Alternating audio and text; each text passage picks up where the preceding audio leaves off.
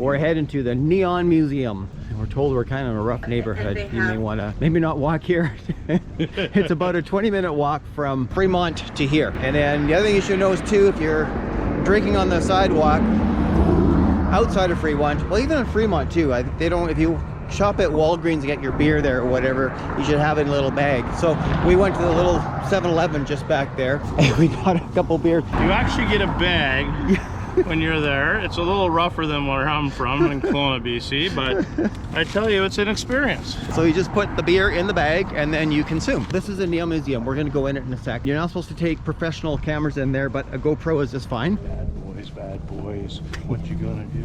I still have a couple more nights left. This is definitely high on my bucket list that I wanted to do, was the Neon Museum. There's 2 tours you can take.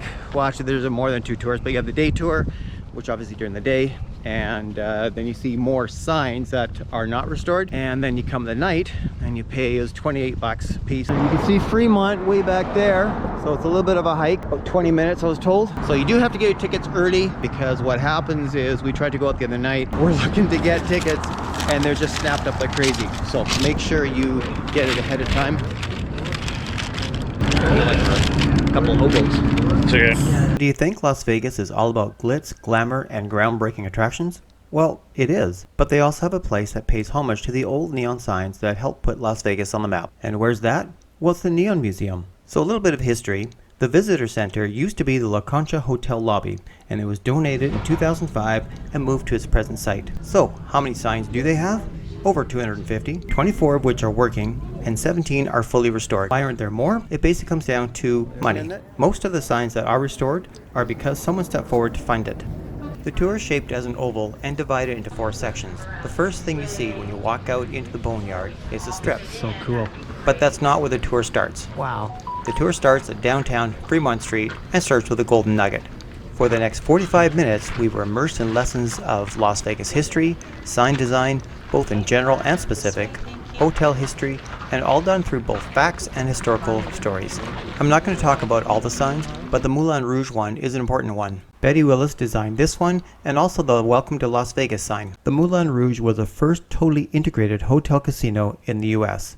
So what does that mean? That means that black people were allowed to use the front door and actually enjoy the hotel, which led to the desegregation of Las Vegas hotels, which was 4 years prior to the 1964 Civil Rights Act. Have you heard of the World Series of Poker? Binion's Hotel started that. Alright, next up is Motel Row. Now, obviously the casino hotels are far grander than those little motels at the side of the road, but some of these little ones are purely a work of art. Check out the hand-blown glass on the flower of this yucca plant. Truly amazing. This motel sign used to stand 80 feet tall. Now you see the pegs coming out of it? That's what workers used to climb the sign to change the light bulbs. And at this time, I'm going to ask you to please like and subscribe my channel. It really does make a difference. Thanks.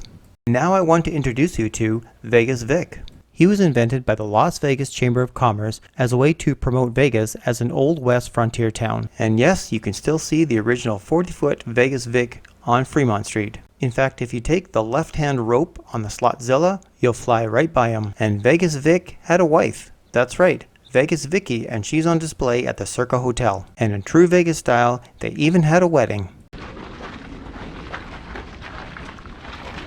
Do you remember Liberace and Elvis and their rhinestone-covered capes? Steiner's cleaners would remove all the rhinestones, clean the capes, and then reattach all the rhinestones. So they became known as the cleaners to the stars. The tour has several more stories that I talk about for the small business area before heading on to the last section, which is the Strip. The family-friendly era back in the early 90s saw hotels like the Luxor and Excalibur being built. This skull from Treasure Island is part of that era and can clearly be seen from Google Earth. One of my favorite pieces here is the Stardust sign, simply because it's huge and very intricate. And how big is it? Well, you see the guitar there? Well, add another 20 feet, plus another guitar. As part of the hotel, the Lido de Paris was the longest running show in Vegas and features Topless Dancer. It's also the newest restoration for the museum. Alright, a couple more fun facts. Elvis made his debut in 1956 at the Frontier. The Sahara hosted the Beatles in 1964 and put a couple of slot machines in the room so they wouldn't have to leave. Okay, now it's time to talk about that big guitar. The Hard Rocks guitar is modeled after Pete Townshend's Gibson's Les Paul. It measures 82 high by 24 feet across. That was friggin' awesome. That is a fantastic tour that we just went on. And I hope the video that I've made will do it justice because it is amazing. But you know, you need to see it in person. This R, it's as tall as me. That's a 6 foot high by the time you get the top blue band there. This is so cool. Definitely worth the $28 tonight. That's awesome.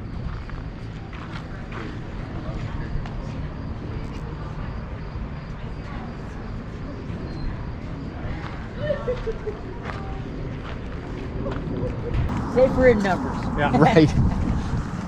All right, well that was the Neon Museum. So hope you guys enjoyed it.